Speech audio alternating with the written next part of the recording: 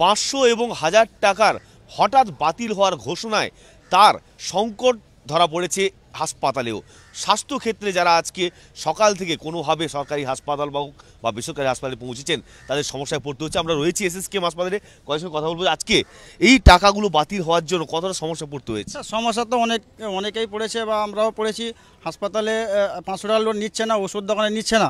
আমরা দূর দূরান্ত থেকে যারা এসেছি তাদের বলছে যে এখন আমরা সরকার লোড বাতিল করেছে, আমরা 500 টাকার লোড নেব না। তো আমরা ওষুধ কিনতে গিয়েও সমস্যায় পড়তেছি অনেক। ওষুধ তারা কী হবে এখন ওষুধের আবার? আমরা কীভাবে এই অবস্থায় আছি, দেখা যাক সরকার কি ঘোষণা করে, তার আশায় রয়েছি। আপনি কি সমস্যায় পড়েছেন?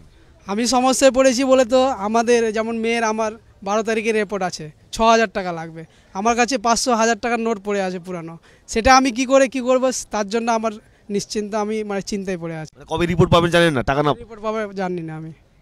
আপনি সকাল থেকে কি সমস্যা পড়েছেন? হ্যাঁ স্যার, আমি সকাল থেকে সকালে টাকা তুলতে গেলাম। টাকা তুলতে গিয়ে দেখছি তো এটিএম থেকে আমার পুরো 10,000 টাকা তুললাম। 10,000 টাকায় 500 টাকা নোট বেরালো। এখন আমাকে রিপোর্ট করতে হবে বনমিরো এবং ইমিউনোগেন্টিস। সেই রিপোর্টের এখন 14,000 টাকা লাগবে। এখন আমাকে রায় অ্যান্ড ত্রিবেদী একটা ডায়াগনস্টিক বলে নাম আছে, সেই জায়গাতে আমাকে 12টার ভিতরে আজকে এমার্জেন্সি রিপোর্ট আছে। সেই ব্লাড ক্যান্সারের সম্ভাবনা ওই রিপোর্টটা, যত তাড়াতাড়ি রিপোর্টটা হবে তত। এখন কি করবেন? এখন আমি সেই সমস্যাতে তো ভুগছি যে টাকাগুলো নিয়ে আমি এখন করব কি, যে যদি ওখানে যদি না নেই, যেহেতু এখন ওখানে যদি না নেই তো আমি তো এখন পুরো সমস্যায় পড়ে যাব। প্লাস আমার পেশেন্টের এখন যা অবস্থা, যতক্ষণ যদি আমি তার টাকাগুলো যদি না নেই তো পেশেন্টের যা অবস্থা, তো রিপোর্টটা আমার তাড়াতাড়ি হবে না।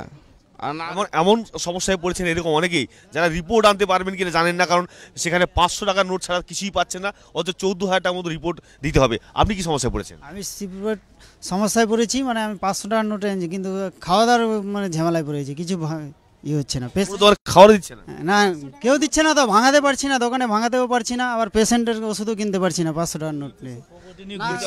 এই তো 1000 টাকা নিয়ে ঘুরছি, এখন কোথাও ভাঙাতে পারবো না। এই তো নিয়ে চিকিৎসা, খাওয়া দাওয়া, থাকা কি করবে? তো সমস্ত দিক থেকে এই তো পয়সা নিয়ে ঘুরছি, কোনো কিছুতে এখন পাচ্ছি না। আপনার কি সমস্যা হচ্ছে? ওই তো আমাদেরও একই রকম। আমার কাছে এসে 15টার মতো 500 টাকার নোট আছে।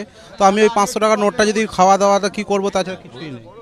আমি এই চত্বরে কোথাও আমার পেশেন্টের খাবারের জন্য কোথাও 500 টাকা খুচরো পেলাম না। আমি 10 টাকার নোট নিয়ে গিয়ে জাস্ট রুটি নিয়ে যাচ্ছি আমার ছেলের জন্য। আমার ছেলে ডেঙ্গিতে ভর্তি আছে।